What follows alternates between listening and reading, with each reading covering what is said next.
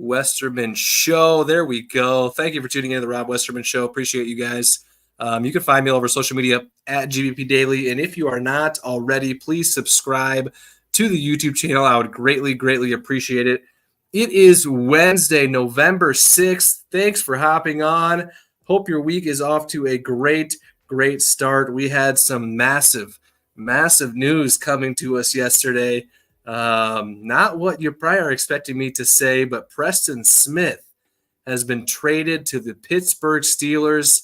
The Packers at the trade deadline did not add a player, but they did add a pick. Preston Smith heading to the Steelers for a 2025 7th-round draft pick. And yeah, initially I had thought the Packers were the drivers behind the trade, but it turns out that Preston Smith was the one who actually asked to be traded a few weeks back. He explained how he wasn't being useful in the new system under Jeff Hafley's 4-3 defense. So he ends up getting what he wanted at the end of the day. And yeah, the Packers did right by him by sending him over to Pittsburgh, who is having themselves a great year as well. Let's hop over in the chat already. Aaron, opinion on Jordan Love's interception and when we should start to be concerned. Burr, go Pack, go. Appreciate you guys hopping on. What else we got? My man Nadir, go Pack, go from Brazil. Erica, good evening. We should have drafted another corner or an offensive lineman or a defensive lineman. We need that strength to our line. We absolutely do. Our loading would like to pick someone up, but it was a very uneventful trade deadline for the Packers outside of getting rid of Preston Smith, not necessarily getting rid of him, but kind of doing what he asked and being traded, which they kept things under wraps, Preston Smith and the Packers. I had no idea he asked to be traded. I understand why he wanted to. He wasn't really playing a whole lot, especially last week against the Lions. So we're going to need some big boys to step up. Lucas Van Ness, Kingsley Enagbare, those guys are going to be ready to roll. So, yeah, I always love watching Preston Smith with us, especially back during the Smith Bros days. And fast forward to now, Za'Darius went to the Vikes, then the Browns, and now he's actually back in the NFC North over in Detroit. And regarding Preston Smith, he was the definition of consistent. He played in 91 of the 92 total games he was with us, registering 284 tackles, 47 and a half sacks, and he is the 11th all-time Packers sack leader. So he is 11th all-time on the Packers sack list and was a staple in our defense over the last 6 years. So big shout out to Preston Smith, and hopefully he can end his career on a high note over in Pittsburgh. All right, let's get to why I am here. That is to chat with you guys. As always, the Nicolet Law hotline is live. Give me a call. The number's on the screen, 319-242-2332. People are firing up in the chat. Aaron, I'll answer your question here. Am I concerned? When should we start to be concerned with Jordan Love and his interception throwing habits that he unfortunately has this year? He has thrown 10 picks, and 2 of those are absolutely costly, being pick sixes. The one against the Rams was brutal, and the one against the Lions last week pretty much blew the game wide open. So hopefully he can get that under control. I know he will. Coach LaFleur doesn't seem to be too concerned about it. Brian Gutekunst doesn't seem to be too concerned about it.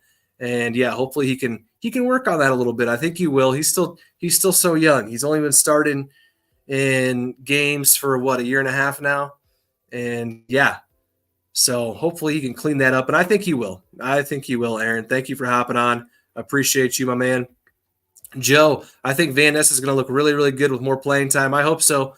So far this year, he has not looked the greatest, unfortunately, but hopefully with some more time he can. So I'm right there with you, Joe.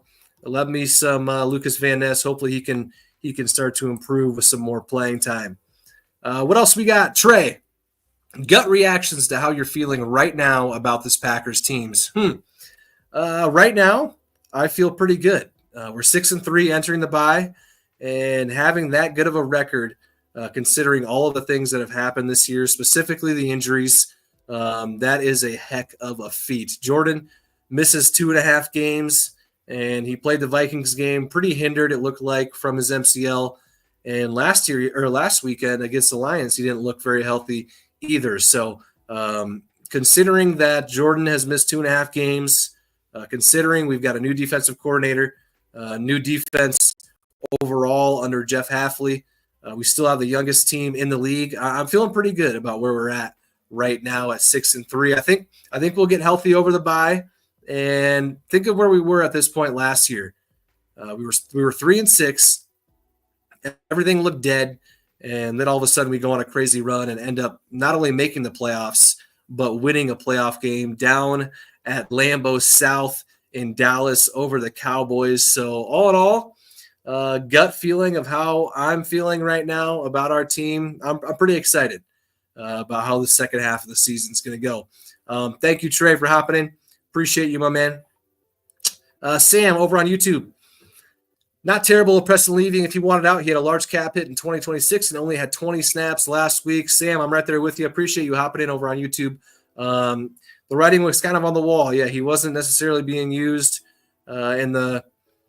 he wasn't being useful in this new defensive scheme, and he knew that, and that's why he wanted out. And now he's over in Pittsburgh under Mike Tomlin, and I think he'll do well over there. So best of luck to Preston. Thank you, Sam, again for hopping in over on YouTube. Appreciate you, my man. What else we got? Adam, what's going on with Marshawn Lloyd? I'm glad you asked, Adam. Brian Gutekunst actually talked about him yesterday during his annual bye week press conference. To sum it up, he's pretty much said he's hoping to fill the Preston Smith roster spot with Marshawn Lloyd, who has been on IR due to his hamstring injury he suffered earlier this year. So, yeah, I'm excited for Lloyd. He was one of my favorite rookies from this past year's draft class, but mainly because of the question mark that we had at running back 2 at the time behind Josh Jacobs. But honestly, at this point, I'm not sure how much he'll be seeing the field, at least right away. Both Chris Brooks and Emmanuel Wilson are doing pretty well at the running back 2 spot. So I think it'll probably be a while before he starts to get some usage in games. But I would imagine they're going to bring him along pretty slowly and make sure his hamstring gets to 100% or is at 100% before throwing him out there a ton. So, yeah, hopefully Marshawn Lloyd can come back and start to make a little bit of an impact for this team because, yeah, he's a playmaker. All we need for him is just to see him on the field.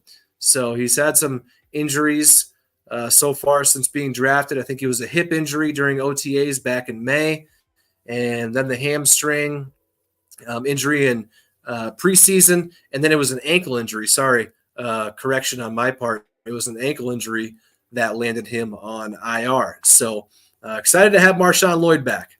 That is for sure. Let's see here. Our loading. Can we talk about Jair Alexander? I'm getting really tired of the man always sitting out with injury. When do we start talking trade? He tends to miss big games depending on how he's feeling.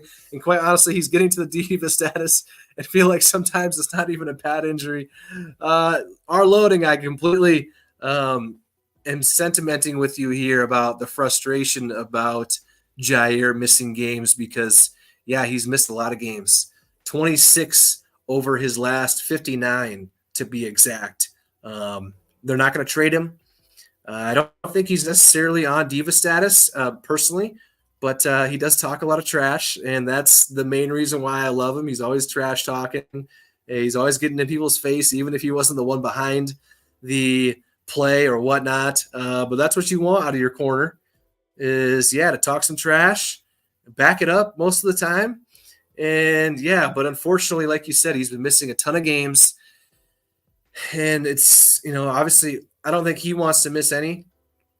I don't think he's sitting out of games. I don't think he's overblowing any injuries that he is having. And, it's tough to see him miss games. Hopefully he can be back this week or next weekend against the Bears. This bye week, we need more than I think any team in the league. And, part of that reason is for Jair. Part of that reason is for Evan Williams. Part of that reason is for Jordan. Josh Myers. A lot of guys need to heal up for the stretch run here. Our loading, thank you for hopping on. Appreciate you. Have yourself a great, great Wednesday. It is late. Holy cow. Erica, I think he's going to do a little gritty against DJ Moore and some of the other receivers. DJ Moore talking about diva status. He seems to be a little frustrated over there in Chicago, and you don't say, huh? Rookie quarterback, and things aren't going their way. You'd love to see the Bears and their players not having a good time. So, all right, let's get the fact of the day rolling, shall we? It is a good one. You guys are going to love it. It's time for your Green Bay Packers Fact of the Day. Brought to you by TickPick. TickPick guarantees to have the lowest prices on Packers tickets. If you find cheaper tickets elsewhere, TickPick will give you 110% of your money back. If you want $20 off your next ticket order, use the code PACKERS20 at checkout. That's Packers20. This promo code can only be used in the app, so be sure to download the TickPick app today. All right, your fact of the day. After trading Preston Smith yesterday, the Packers have just two players that are aged 30 or older. They are Brandon McManus, our kicker, who we just added a few weeks back, and linebacker Eric Wilson. Brandon McManus is 33 and Wilson is 30, which I, for one, did not know Eric Wilson was already 30 years old. But regardless, the Packers are a young team. They're the youngest team in the NFL. And that's just kind of the time frame that we're in right now. I personally love it. We're going to be good for quite some time with our whole team basically being a young core as a whole. And Brian Gutekunst is sticking with the young guns. And so far, this season especially, and obviously the end of last season, it's paying off. It's been sloppy at times, which is to be expected with the young guys. But we're sitting at 6-3 as the youngest team in the NFL. And think that we haven't even played or come close to playing our best football at any point this year. So I said earlier, and I'll say it again, we got to buckle up for this second half of the season because it's about to be a ride. Absolutely. Our loading, I agree with you, man, about Jair, and I love everything about the man, but, man, it's so hard to keep him in and on the field. I know, man. It's tough. It is tough. It stinks to see one of, if not the best player on your defense, consistently missing games. And last year he missed, obviously, that one for suspension, missed some more for injuries as well. And it's tough. We made him the highest paid corner at the time of his signing. And, yeah, the injury concerns are obviously out of his control, out of everybody's control, really. I know, like Christian Watson, there's some things he's been doing on his front to make sure his hamstrings in check. I'm not sure what the route or if there is a route for Jair to become less injury prone. I'm not sure. I think everybody's probably doing the most they can to prevent injuries. But, yeah, out of everybody's control, it is tough to see for sure. I love Jair. And, yeah, that's what makes it even harder is I love watching him play. And, yeah, most of the time he's not even out there. 26 to 59 games. Not most of the time, a little less than half, but that's a lot. So hopefully cross your fingers and pray to the big man above that he can stay injury-free. And I know he wants that more than anybody. So shout out to Preston Smith. Miss you, my man, already. I think it was time, though, right? I think it was time. The playing time went down. The snaps last week, as my man Sam said over on YouTube, was around 20 or so. And, yep, he got what he wanted. He asked for a trade a few weeks back, and now he's over with Pittsburgh. The Packers end up getting a 7th-round draft pick in return, and we're off the books with Preston's contract. So I think it worked out for all parties involved. Let me hop over here and see what I've missed. Quite a bit. Durant McDaniel, I'm predicting J Love will not turn the ball over anymore. Darth Maul going 8-0 after the bye. Aaron, it's okay. Ja will be there when we really need him in the playoffs. Absolutely. What else we got? We need to win this divisional game versus Chicago. Must win. No ifs, ands, or buts from my man JD over on Instagram. Absolutely. It's a must win if we want to stay in this division race. No doubt about it. All right, guys. That is going to do it for me today as far as the show goes. But as you know, I'm on vacation this week out in Arizona hanging out with the fam. But even then, the content never stops. I'm always posting anything and everything Packers related all day long. So be sure to be following at GBP Daily on every social channel. And please, if you are not already, please subscribe to the YouTube channel. I would greatly appreciate that. I will be back and at it again tomorrow talking Packers, even on the bye week, even when I'm on vacation. I'm still chatting Packers with you guys. I appreciate you tuning in. So I look forward to seeing you all then. And until then, I will catch you guys later. Thank you.